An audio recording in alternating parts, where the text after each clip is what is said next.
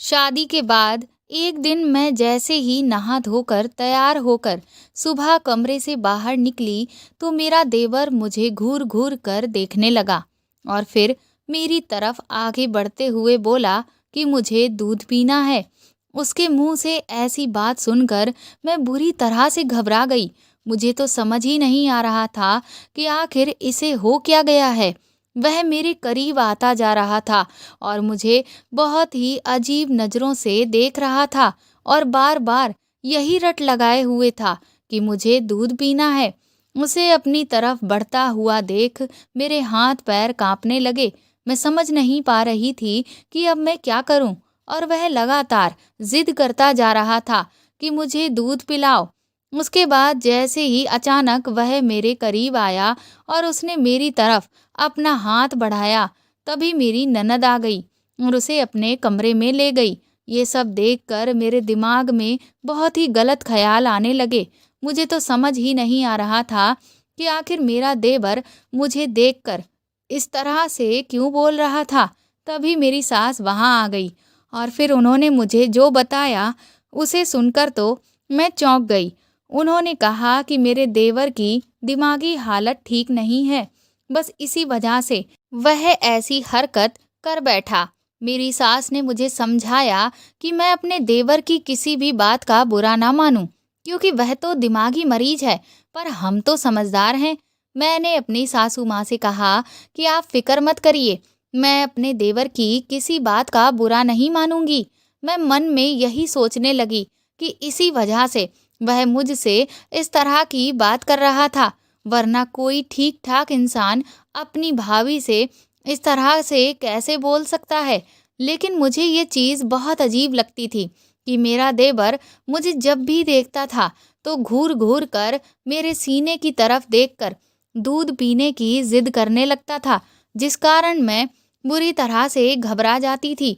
लेकिन मैं खुद को समझाती थी कि मुझे उसकी इस बात का बुरा नहीं मानना है, क्योंकि उसमें ये समझ ही नहीं है कि किससे क्या कहना है और क्या नहीं। लेकिन मैं यही सोचती थी कि मेरा देवर मुझे देखकर इस तरह की ज़िद क्यों करने लगता है। घर का सारा काम निपटा कर मैं अपने कमरे में आराम ही कर रही थी कि तभी मेरी सास कमरे में आ गई। उन्हें अचानक से कमरे में देख मैं थोड़ा-सा चौंक गई। मैंने जल्दी से खुद को सँभाला और अपनी सास से पूछा, "क्या हुआ माँ जी? सब ठीक तो है? क्या आपको मुझसे कुछ काम था?" मेरी सासू माँ मुझसे कहने लगी कि मैं तुमसे एक बात कहने आई थी। मैंने कहा, "बताइए माँ जी, क्या बात है?" तो वह मुझसे बोली कि देखो बहू, मेरी बात का बुरा ना मानना, तुम्हारा जिस्म भरा-भरा है, ऊपर से तुम्हारा देवर थोड़ा पागल सा है। उसके दिमाग की हालत ठीक नहीं है, जिसकी वजह से वह कुछ भी बोल सकता है और कुछ भी कर देता है। इसलिए तुम जब भी अपने कमरे से बाहर निकलो तो अपने आप को अच्छी तरह से ढक कर निकला करो। मैं खामोशी से उनका मुंह ताकने लगी। उन्होंने जो भी कहा उससे मुझे हैरानी हो रही थी। मैं सोचने लगी कि अगर वह इतना ही पागल है तो फिर उसे अस्पताल में भर्ती क्यों नहीं करवाते। लेकिन खैर, सास की बात इतनी भी बुरी नहीं थी। मुझे वाकई इस बात का ख्याल रखना चाहिए था। मैंने सोचा कि अब मैं उनसे इन सब चीज़ों को लेकर क्या सवाल जवाब करूं। उन्होंने मुझे सही बात समझाई है। मुझे खुद अपने पहनने और उठने बैठने का ख्याल रखना चाहिए। उसके बाद मैं कोशिश करने लगी कि अपनी सास को कुछ भी कहने का मौका ना दूं। मेरा नाम नीलू है। मैं 26 साल की हो चुकी थी, पर अभी तक मेरे लिए कोई भी अच्छा रिश्ता नहीं आया था। और फिर जब एक पहला रिश्ता आया तो मेरी माँ ने उसके लिए हाँ कर दी और कोई ज़्यादा छानबीन भी नहीं करवाई, क्योंकि पिछले 2 सालों से मेरी शादी की बात किसी से बन ही नहीं रही थी। माँ को तो यहाँ तक ये लगने लगा कि शायद किसी ने मुझ पर कुछ जादू टोना करवा दिया है, जिसकी वजह से मेरी शादी की बात जहाँ भी चलती थी टूट जाती थी। इसीलिए इस बार इनकार करने का सवाल ही पैदा नहीं होता था। मैंने भी अपनी बूढ़ी माँ का ख्याल करते हुए इस शादी के लिए रजामंदी दे दी। मेरे ससुराल वालों को शादी की बहुत जल्दी थी और माँ ने भी हमारी हैसियत के मुताबिक ही जल्दी ही मेरी शादी कर दी। शादी के बाद ही मुझे ये पता चला कि मेरा पति तो विदेश में नौकरी करता है, इसलिए वह शादी के कुछ ही दिनों बाद वापस विदेश चले गए। मुझे इस बात की बहुत ज़्यादा हैरानी थी, क्योंकि उन्होंने हमें शादी से पहले आखिर इस बात को क्यों नहीं बताया कि मेरा पति विदेश में नौकरी करता है। जब मैंने अपनी सास से इस बारे में पूछा कि आप लोगों ने ये बात पहले क्यों नहीं बताई, तो वह एकदम से घबरा गई और मेरी इस बात को नज़रअंदाज करने लगी। लेकिन जब उन्होंने मेरी बात का कोई जवाब नहीं दिया, तो मैंने एक बार फिर से अपने इस सवाल को दोहराया। तो वह थोड़ा सोचकर मुझसे बोली कि तुम्हारे कदम इस घर के लिए बहुत ही अच्छे साबित हुए हैं बहू। मेरे बेटे का जल्दी ही वीज़ा लग गया। नौकरी के लिए तो उसने वहाँ पहले ही अप्लाई कर रखा था, और देखो तुम्हारे उसके जीवन में आते ही उसकी कितनी अच्छी जगह नौकरी लग गई। मैं मन में सोचने लगी कि लेकिन इसमें छुपाने वाली क्या बात थी। अगर वह हमें पहले ही बता देती कि मेरा पति विदेश में नौकरी करता है, तो इससे हमारे सारे रिश्तेदार और मोहल्ले वाले मेरे पति की और भी ज़्यादा इज्जत करने लगते। लेकिन न जाने क्यों उन्होंने इस बात को बताना ज़रूरी नहीं समझा। मेरी अभी नई नई शादी हुई थी, इसलिए मैं ज़्यादा कुछ कह भी नहीं सकती थी। फिर मैंने इस बात की तसल्ली कर ली कि चलो मेरे पति की एक बहुत अच्छी नौकरी लग गई है, और मैं अपने ससुराल वालों के दिल में अपनी जगह बनाने की कोशिश करने लगी। मेरी ससुराल में मेरे पति के अलावा मेरी सास, ननद और 20 साल का देवर था, जिसकी दिमागी हालत ठीक नहीं थी। ये बात मेरी सास ने शादी के बाद ही हमें बताई थी। मुझे अपने देवर की दिमागी कमजोरी से कोई दिक्कत नहीं थी, क्योंकि मैंने शादी के बाद यही देखा था कि मेरी सास ही अपने बेटे के सारे काम खुद से करती थी, तो इससे मुझे कोई भी मुसीबत नहीं हो रही थी। मेरी ज़िंदगी ठीक ठाक गुजर रही थी। नंद से भी मेरी साधारण बातचीत हो जाया करती थी और पति से भी बात होती रहती थी। लेकिन जब से मेरा देवर मुझे अजीब तरह की नज़रों से घूर घूर कर ये कहने लगा था कि मुझे दूध पीना है, तब से मैं थोड़ा डर गई थी। एक दिन मेरी नंद और सास बाजार गए हुए थे और देवर आंगन में बैठा हुआ खेल रहा था। तभी अचानक से देवर के चीखने चिल्लाने की आवाज़ें आईं, तो मैं भागकर आंगन की तरफ गई और वहाँ का नज़ारा देखकर तो मेरे होश ही उड़ गए, क्योंकि मेरा देवर पूरी तरह से भीगा हुआ बैठा था और ज़ोर ज़ोर से चिल्ला रहा था। उसे इस तरह पानी में भीगा देखकर मैं परेशान हो गई कि आखिर अब मैं क्या करूं। तभी उसे छींकें आने लगीं। मौसम के बदलाव की वजह से शायद उसे ठंड लग रही थी। मैंने सोचा सास भी इस वक्त घर पर नहीं है, और अगर देवर बीमार पड़ गया तो वह तो यही सोचेंगी कि मैं उनकी पीठ के पीछे उनके बेटे का ख्याल भी नहीं रख पाई। इसलिए मैं तुरंत ही भागकर तौलिया लेकर आई। देवर उस वक्त भी चीखता ही जा रहा था।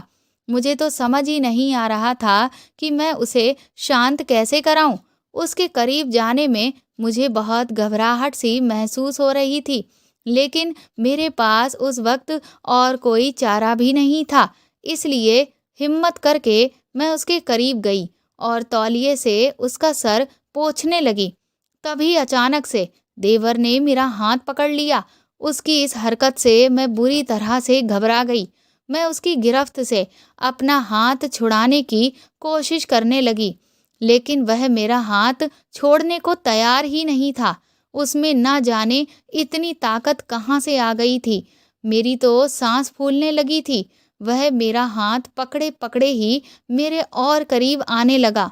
मुझे कुछ भी समझ नहीं आ रहा था कि मैं अब क्या करूं। तभी मेरी सास और नंद बाजार से वापस आ गईं।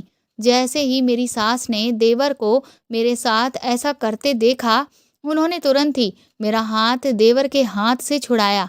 मैं जल्दी से भागकर अपने कमरे में चली गई और जाते ही कमरा अंदर से बंद कर लिया।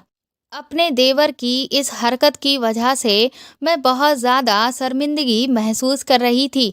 मैं कमरे में आराम से बैठकर गहरी सांस लेते हुए अभी जो कुछ भी हुआ उसे सोचने लगी कि आखिर देवर ने मेरे साथ ऐसा क्यों किया। मुझे समझ नहीं आ रहा था कि वह मेरे साथ ऐसा बर्ताव क्यों करता है। लेकिन मैं देवर को भी कसूरवार नहीं ठहरा सकती थी, क्योंकि उसकी दिमागी हालत तो ठीक ही नहीं थी। मैं अपने बेड पर बैठी अभी यही सब सोच ही रही थी कि तभी मेरी सास मेरे कमरे में आई और मेरे पास बैठकर मेरे सर पर हाथ रखकर बोली, बहू, मैं जानती हूँ बाहर जो कुछ हुआ उससे तुम घबरा गई हो, लेकिन तुम परेशान मत हो। देखो, मेरा बेटा पागल नहीं है, वह दिमागी तौर पर थोड़ा कमज़ोर है, इसलिए तुम उसकी इस हरकत का बुरा मत मानना। उसे इस बात का ख़याल ही नहीं होता कि वह क्या कर रहा है, वह खुद का ख़याल भी नहीं रख सकता, लेकिन तुम उसे कभी गलत मत समझना। सास की बात सुनकर मैं खामोश हो गई, लेकिन मुझे बहुत ही बेचैनी सी हो रही थी। मैंने उनसे कहा कि आप फ़िक्र मत करिए, मैं बुरा नहीं मानूंगी। लेकिन मैं मन ही मन सोचने लगी कि अब मैं पूरी कोशिश करूंगी कि मैं अपने देवर से दूर ही रहूं और उसके सामने कोई ज़रूरी काम हो तभी जाऊं, वरना नहीं। लेकिन तभी मेरी सास बोली कि तुम अगर मेरे बेटे के साथ ज़्यादा से ज़्यादा समय बिताओगी तो देखना, वह तुम्हारे साथ इस तरह की कोई भी हरकत नहीं करेगा, बल्कि तुमसे भी दोस्ती कर लेगा। मुझे अपनी सास की ये बात समझ नहीं आ रही थी। वह कहने लगी कि मैं चाहती हूँ कि अब तुम मेरे बेटे का ज़्यादा से ज़्यादा ख्याल रखो। मेरी भी अब उम्र हो गई है, तो मुझसे अब उसका ज़्यादा ख्याल रखा नहीं जाता। उनकी बात सुनकर मेरे चेहरे का रंग उड़ गया। वह भी समझ गईं कि मैं डर रही हूँ, तो वह कहने लगी कि तुम फिक्र मत करो, मैं अपने बेटे की पूरी जिम्मेदारी तुम पर नहीं डाल रही हूँ। बस इतना कह रही हूँ कि तुम भी उसका ख्याल रखो जैसे मैं रख रही हूँ। मैं अपनी सास से इनकार नहीं कर पाई। मैंने कहा, ठीक है माँ जी, अब से अपने देवर का ख्याल मैं ही रखूंगी। तो वह बहुत खुश हो गई। फिर वह कहने लगी, तो फिर मैं उसके सारे कपड़े तुम्हारे कमरे की अलमारी में रखवा देती हूँ। वह आज से तुम्हारे साथ ही लेटेगा। ये सुनकर तो मेरे पैरों तले ज़मीन ही खिसक गई। अब तो मेरे दिल की धड़कनें बहुत तेज हो गईं। मैंने तुरंत ही अपनी सास से कहा कि आप ऐसा मत करिए, क्योंकि मैं रात में बहुत गहरी नींद में सो जाती हूँ, और अगर उस वक्त मेरे देवर को किसी भी चीज़ की ज़रूरत हुई तो मुझे तो होश ही नहीं होता जो मैं उसका ख्याल रख सकूं। इसलिए उसे आप ननद के कमरे में ही सोने दीजिए। दिन भर मैं उसका ख्याल रख लिया करूंगी। मेरी सास ने मेरी इस बात में हामी तो भर दी, लेकिन उनका चेहरा देखकर लग रहा था कि वह मेरे इस फैसले से खुश नहीं थी। मुझे तो समझ ही नहीं आ रहा था कि वह अपने पागल बेटे की जिम्मेदारी मेरे ऊपर न जाने क्यों डाल रही हैं। अगले दिन से मेरी सास देवर को मेरे कमरे में बेड पर बिठा गई। मैं जब कमरे में आई तो वह बैठा खेल रहा था। मैंने पहली मर्तबा अपने देवर को ध्यान से देखा। मेरा देवर काफ़ी अच्छी हेल्थ का था।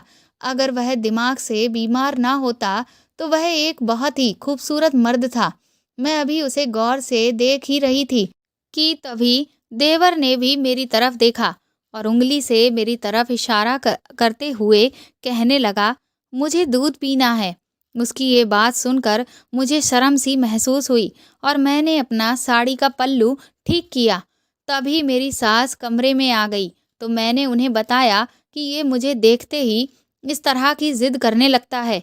लेकिन ना जाने क्यों मेरी सास के चेहरे पर एक अजीब सी चमक आ गई। वह कहने लगी, नहीं बहू, तुम ये कैसी बातें कर रही हो? मेरे बच्चे को तो खुद अपना ही होश नहीं है, तो वह तुम्हारे बारे में कुछ गलत कैसे सोच सकता है? तुम्हें ज़रूर कोई गलतफहमी हुई है। अब मैं आखिर अपनी सास से क्या कहती? उनकी नज़र में तो उनका बेटा बहुत मासूम था। अगली सुबह जब मैं नाश्ता लेकर ननद के कमरे में उसे देने के लिए गई, तो मैंने देखा कि मेरा देवर नंद के बिस्तर पर बिना कमीज़ पहने पेट के बल लेटा हुआ था। ये देखकर मेरे पैर वहीं जम गए और मुझे पसीना आने लगा। उस वक्त मेरी नंद कमरे में नहीं थी। मैं तुरंत ही नाश्ता रखकर उसके कमरे से बाहर की तरफ दौड़ी तो सामने से नंद आ रही थी। तो मैं उससे टकरा गई। वह मुझसे चिल्लाकर कहने लगी कि भाभी, आप देखकर नहीं चल सकती हैं क्या? अपनी ननद के इस लहजे को देखकर मैं बुरी तरह से घबरा गई। अभी तक उसने मेरे साथ इस तरह से कभी बात नहीं की थी। मैं उससे बिना कुछ कहे अपने कमरे में चली आई। कुछ दिन सारे वक्त मेरे दिमाग में देवर और ननद को लेकर कई सारे सवाल आते रहे। अब मुझे बहुत ही अजीब सा लगने लगा था। रात को बाकी के काम निपटा कर जब मैं अपने कमरे में पहुंची, तब मुझे याद आया कि मैंने आज छत से कपड़े तो उतारे ही नहीं। मैं तुरंत ही छत से कपड़े उतार कर लेकर आई और ननद के कमरे में उसके कपड़े देने के लिए गई। नंद के कमरे का दरवाजा पहले से ही खुला हुआ था, इसलिए मैं बिना दरवाजा खटखटाए सीधा अंदर चली गई तो देखा कि मेरी नंद देवर को कोई गोली खिला रही थी। लेकिन ना जाने क्यों मुझे अचानक देखकर वह बुरी तरह से घबरा गई और उसने उस गोली को अपने दुपट्टे में छुपा लिया। मुझे समझ नहीं आ रहा था कि इसमें छुपाने वाली क्या बात है। मैं उसके कपड़े वहीं रखकर चुपचाप कमरे से बाहर आ गई। फिर मैं सोचने लगी कि मेरे देवर का तो कोई इलाज नहीं चल रहा है, फिर नंद उसे कौन सी दवा खिला रही थी और मेरे अचानक कमरे में पहुंचने पर उसने उस गोली को छुपा क्यों लिया? आखिर वह ऐसी कौन सी गोली थी? तभी मैंने देखा कि मेरी नंद ने डस्टबिन में जाकर कुछ फेंका था। तो मैं नंद के वहां से जाने के बाद तुरंत ही डस्टबिन के पास गई तो उसमें पड़ी हुई चीज को देखकर तो मैं बुरी तरह से चौंक गई, क्योंकि वह जिस गोली का पैकेट था उससे मेरे दिमाग में हजारों सवाल आने लगे। दरअसल वह पैकेट मर्दाना ताकत को बढ़ाने वाली गोली का था। अब मुझे समझ नहीं आ रहा था कि मेरी ननद देवर को मर्दाना ताकत बढ़ाने की गोली आखिर क्यों खिला रही थी?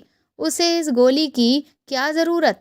मेरे दिमाग में बहुत ही गलत-गलत ख़्याल आने लगे। मैं सोचने लगी कि कहीं मेरी नंद देवर के साथ। फिर मैंने खुद को समझाया कि मैं बहुत ही घटिया ख़्याल अपने दिमाग में ला रही हूँ। ऐसा कुछ भी नहीं होगा। इसके पीछे ज़रूर कोई और वजह होगी। लेकिन आखिर वह कौन-सी वजह थी, ये मुझे समझ ही नहीं आ रही थी।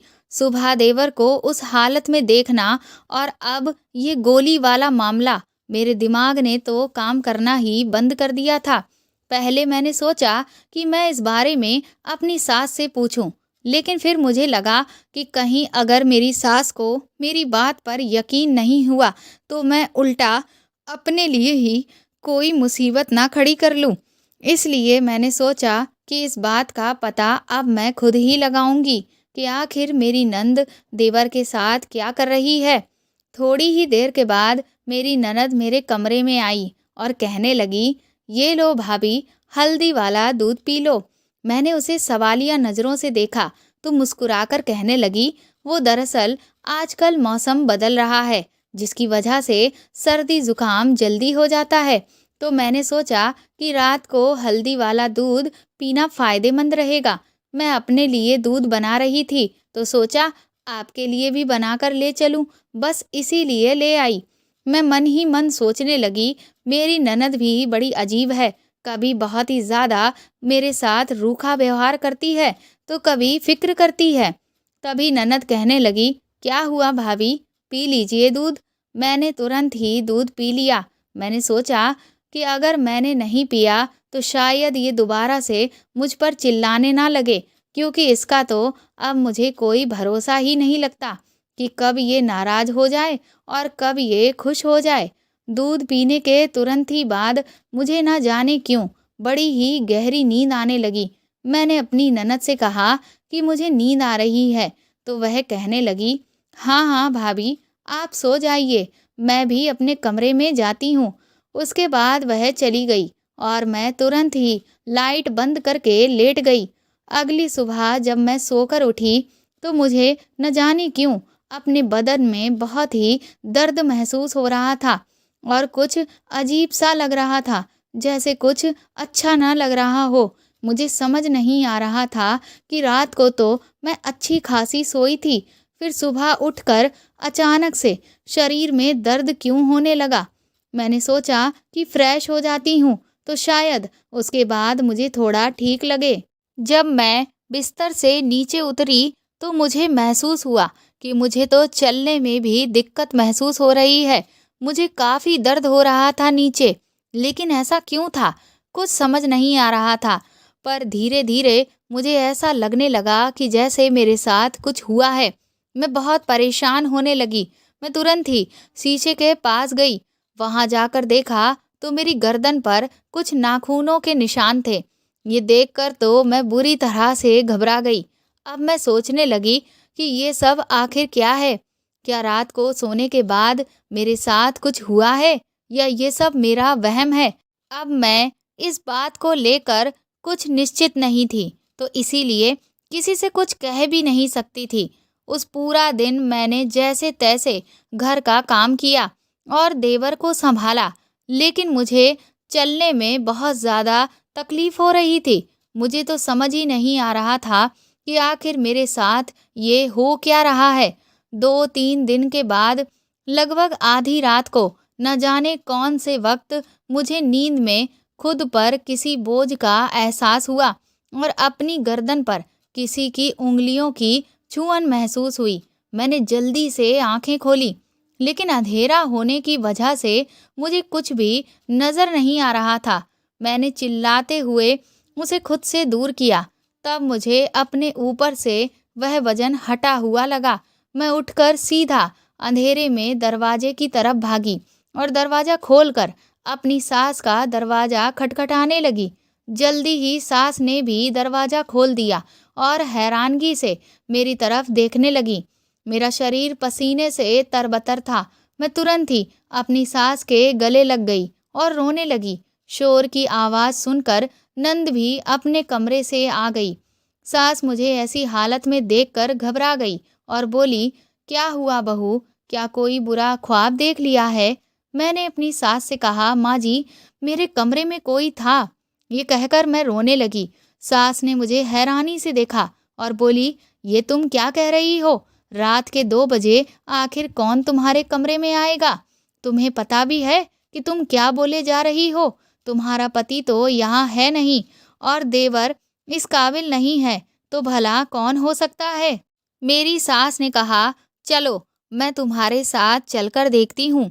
जैसे ही मैंने अपने कमरे का दरवाज़ा खोला तो मेरी आंखें हैरानी से फटी रह गईं, क्योंकि कमरे की बत्ती तो जल रही थी और कमरे को देखकर ऐसा बिल्कुल भी नहीं लग रहा था कि वहाँ कुछ भी हुआ हो। यहाँ तक कि बिस्तर पर भी सिर्फ वहीं पर सिलवटें पड़ी हुई थी जहाँ मैं लेटी हुई थी।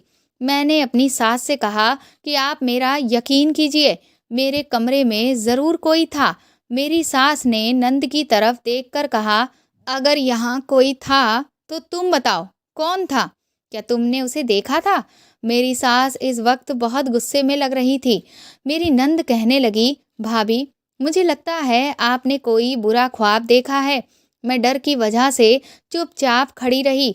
तब मेरी सास बोली, तुमने अपने बेकार से ख्वाब की वजह से मेरी सारी नींद खराब करके रख दी है। अब जाओ और आराम से जाकर सो जाओ और हमें भी सोने दो। अपनी सास और ननद के कमरे से जाने के बाद मैंने अपने कमरे का दरवाज़ा अच्छे से बंद कर लिया। जैसे ही मैं पलटी तो खिड़की के उस पार मेरी नज़र पड़ी, जहाँ से मुझे कोई साया दिखाई दे रहा था। मैंने गौर से देखा तो वहाँ कोई था जो तुरंत ही भागा। मैं दौड़कर जैसे ही खिड़की के पास गई तो मेरे पैरों तले ज़मीन निकल गई, क्योंकि दूसरी तरफ मेरी नंद मुझे खड़ी हुई दिख रही थी। अब मैं सोचने लगी कि क्या मेरी ननद का कोई आशिक था जो उससे मिलने आया था और मेरा और मेरी ननद का कमरा आसपास होने की वजह से गलती से वह मेरे पास आ गया। मैं सोचने लगी, क्या ये सब इत्तेफाक था या फिर मुझे परेशान करने के लिए ये सब किया जा रहा था? मुझे तो कुछ समझ ही नहीं आ रहा था कि आखिर ये हो क्या रहा है।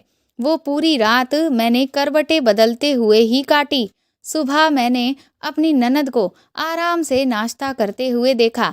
मुझे उसके रवैये में कोई भी बदलाव महसूस नहीं हो रहा था। मैंने सोचा कि मैं अपनी सास को बताती हूँ कि कल रात मैंने किसी मर्द को कमरे की खिड़की से बाहर जाते हुए देखा था।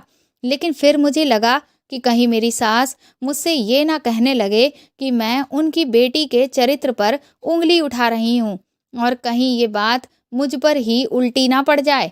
इसलिए मैंने खामोश रहने में ही अपनी भलाई समझी और सोचा कि अब से मैं और भी ज़्यादा सतर्क रहूँगी ताकि किसी भी तरह के झमेले में ना फंसूँ। अब मैं बहुत ज़्यादा परेशान रहने लगी थी क्योंकि इधर कई दिनों से मेरे पति से मेरी बात भी नहीं हो पा रही थी और मेरा मायका भी काफ़ी दूर था, तो मैं अकेले भी अपने मायके नहीं जा सकती थी। मुझे ना चाहते हुए भी यहीं रहना था, पर यहाँ न जाने क्या चल रहा था।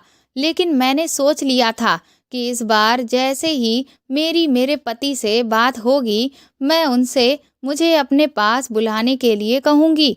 अगले दिन मेरी सास मुझे अपने साथ बाजार लेकर गई। जब हम वहाँ सामान की खरीदारी कर रहे थे, जिस दुकान से हम सामान ले रहे थे, तो वहीं मेरी सास की पहचान की कोई औरत उन्हें मिल गई। वह उनसे बात करने में मशरूफ हो गई। तभी मेरी नज़र थोड़ी ही दूर बने एक मंदिर पर गई। मैंने सोचा अब जब बाजार आई ही हूँ तो क्यों ना भगवान के दर्शन ही कर लूँ और उनसे प्रार्थना करूँ कि वह मेरी इन सारी परेशानियों को खत्म कर दें। मैंने अपनी सास से कहा कि आप बातें करिए, मैं अभी मंदिर से होकर आती हूँ। सास ने भी मुझे जाने की इजाज़त दे दी, लेकिन कहा कि जल्दी आना, देर मत करना। मैंने कहा ठीक है। फिर मैं मंदिर की तरफ चली गई। मंदिर में जाकर भगवान के दर्शन करके मुझे बहुत ही सुकून मिला। मैंने भगवान से प्रार्थना की कि वह मुझ पर अपनी कृपा बनाए और मुझे सारी मुसीबतों से छुटकारा दिलाएं। फिर जैसे ही मंदिर से बाहर जाने के लिए मैं पीछे पलटी, तो सामने मैंने जो कुछ देखा उसे देखकर तो मेरे पैरों तले ज़मीन ही खिसक गई। मुझे तो ऐसा लगा जैसे मेरी दुनिया ही पलट गई हो। मेरी आंखों में आंसू उतर आए। मुझे समझ नहीं आ रहा था कि अब मैं क्या करूं। मैंने अपने आप को दिलासा दिया और फिर मैं वापस अपनी सास के पास लौट आई। मेरी सास ने जब मेरे चेहरे की उड़ी हुई हवाइयाँ देखी तो कहने लगी कि क्या हो गया बहू। तो मैंने उन्हें बहाना बना दिया कि मेरे सर में दर्द हो रहा है, बस इसीलिए। उसके बाद हम घर वापस लौट आए। घर आकर मैं खाना बनाने की तैयारी करने लगी, लेकिन मेरी आंखों के सामने से वह नज़ारा जा ही नहीं रहा था। अब मैं अपने दिमाग पर जोर डाल के सारी चीज़ों के बारे में एक एक करके सोचने लगी, तो मुझे कुछ कड़ियाँ जुड़ती हुई सी नज़र आ रही थीं। उसी रात को मेरी ननद एक बार फिर से मेरे लिए हल्दी वाला दूध लेकर आई। मैंने उससे दूध लेकर पी लिया, लेकिन मैंने इस बात पर ध्यान दिया था कि मेरी ननद कुछ कुछ दिनों के बाद मेरे लिए दूध का गिलास लेकर आती है और जब भी मैं दूध पीती हूँ तभी मुझे तुरंत ही गहरी नींद आने लगती है और सुबह उठने के बाद मुझे ऐसा लगता है कि जैसे मेरे साथ वह सब हुआ हो। वरना जिस दिन मैं दूध नहीं पीती उस दिन तो मुझे इतनी गहरी नींद नहीं आती और ना ही सुबह उठकर उस तरह की फीलिंग होती है। इस राज के बारे में जानने के लिए मैंने आज जानबूझकर दूध पी लिया और अपने मोबाइल फ़ोन का कैमरा ऑन करके साइड में छुपा कर रख दिया ताकि मैं देख सकूं कि दूध पीने के बाद आखिर मेरे साथ ऐसा क्या होता है जिससे सुबह मेरी हालत बहुत ज़्यादा खराब होती है। थोड़ी देर के बाद मुझे गहरी नींद आ गई और मैं सो गई और जब सुबह उठी तो आज भी मुझे बिल्कुल वैसा ही लग रहा था जैसा हमेशा दूध पीने के बाद लगता है। मैं तुरंत ही उठकर सीधे अपने फ़ोन के पास गई और फिर मेरे मोबाइल में जो रात का वीडियो रिकॉर्ड हुआ था उसे देखा। उसे देखकर तो ऐसा लगा जैसे मुझ पर बिजली ही गिर गई हो। अब मुझे सब कुछ साफ साफ समझ में आ रहा था कि मेरे साथ क्या हो रहा है, लेकिन आखिर इस सब के पीछे वजह क्या थी वह भी मुझे जाननी थी। पर अब मैं किसी को भी छोड़ने वाली नहीं थी। उस दिन मैंने घर के सारे काम ठीक से किए और अपने व्यवहार से सास और ननद को जरा सा भी ये जाहिर नहीं होने दिया कि मुझे उन पर किसी बात का शक है। जैसे ही रात हुई, मेरी ननद फिर से मेरे कमरे में दूध का गिलास लेकर आ गई। इस बार मैंने दूध पीने का उसके सामने नाटक किया। उसे लगा कि मैं हमेशा की तरह पूरा दूध पी लूंगी, इसीलिए वह तुरंत ही कमरे से निकलकर बाहर चली गई और मैंने उस दूध को फेंक दिया। आधे घंटे के बाद ही मुझे कमरे के बाहर से मेरी सास, नंद और एक आदमी की आवाज़ सुनाई देने लगी। मेरी सास ने नंद से कहा कि जाओ, जाकर देखो कि उस पर दूध का असर हुआ है या नहीं। ये सुनते ही मैं जल्दी से अपने बिस्तर पर आकर आंखें बंद करके इस तरह से लेट गई जैसे मुझ पर दूध का गहरा असर हुआ हो। मेरी ननद मेरे करीब आई और उसने बड़ी ही बेदर्दी से मेरा मुंह पकड़कर इधर उधर घुमाया। मुझे उस वक्त काफ़ी दर्द हुआ, लेकिन फिर भी मैंने उस दर्द को बर्दाश्त किया और ऐसा ही दिखाया जैसे मैं बेहोशी की हालत में सो रही हूँ। नंद ने तुरंत ही जाकर सास को ये खबर दी। वह तुरंत ही कमरे में आई और कहने लगी, इस लड़की के लिए न जाने कितने पापड़ बेलने पड़ रहे हैं, पर अभी तक हम जो चाहते हैं वह हमें मिल ही नहीं पा रहा।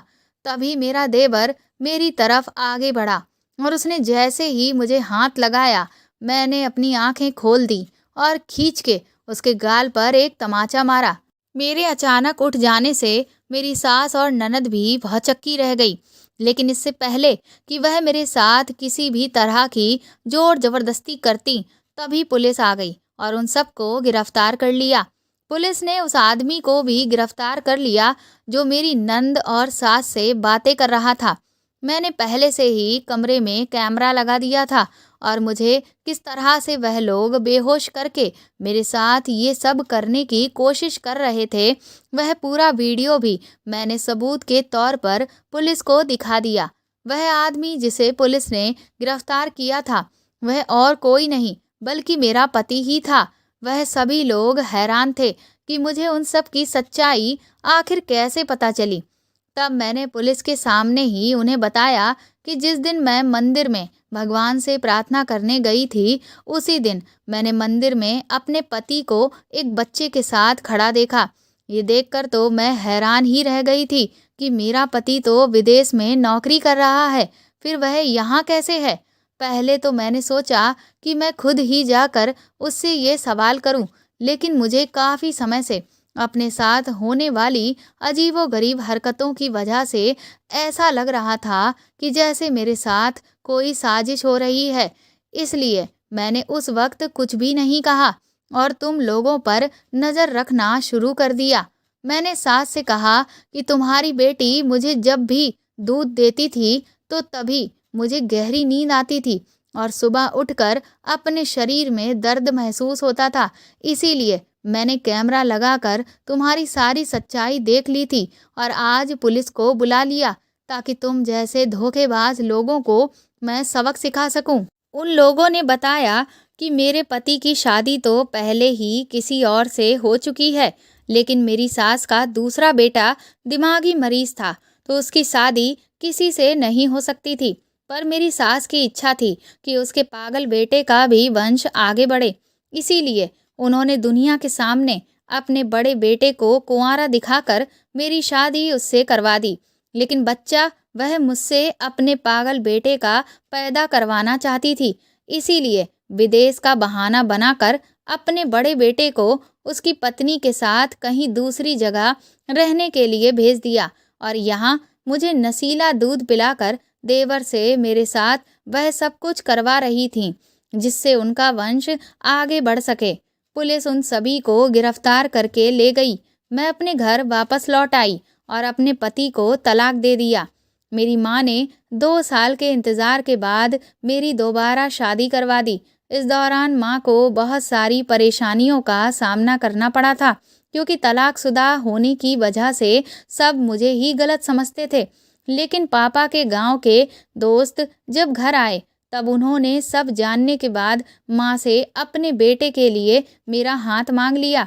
उनके बेटे की पहली शादी शहर की लड़की से हुई थी जो बहुत ज़्यादा मॉडर्न थी, इसीलिए उसने आज़ादी के नाम पर उनके बेटे से तलाक ले लिया। मैं अपनी दूसरी शादी से भी बहुत डर रही थी क्योंकि मेरा पहला तजुर्बा बहुत ही बुरा गया था। लेकिन शादी के बाद अपने पति का व्यवहार देखकर मुझे ये समझ आ गया था कि इस दुनिया में अगर बुरे लोग हैं तो अच्छे लोग भी हैं। बस सभी से मेरी यही गुजारिश है कि पैसों की चकाचौंध देखकर आंखें बंद करके अपने बच्चों के रिश्ते तय ना करें, बल्कि अच्छे से जांच पड़ताल करने के बाद ही अपने बच्चों के जीवन साथी का चुनाव करें। तो दोस्तों, आपको ये कहानी कैसी लगी हमें कमेंट करके ज़रूर बताएं और प्लीज़ इस कहानी को ज़्यादा से ज़्यादा शेयर और लाइक करें। अगर आप चाहें तो मुझे सुपर थैंक्स भी दे सकते हैं। साथ ही आप चैनल पर नए हैं तो सब्सक्राइब करके बेल आइकन को ज़रूर दबा दें ताकि आगे भी मैं आपको ऐसी ही अच्छी कहानियाँ सुनाती रहूँ। Thank you.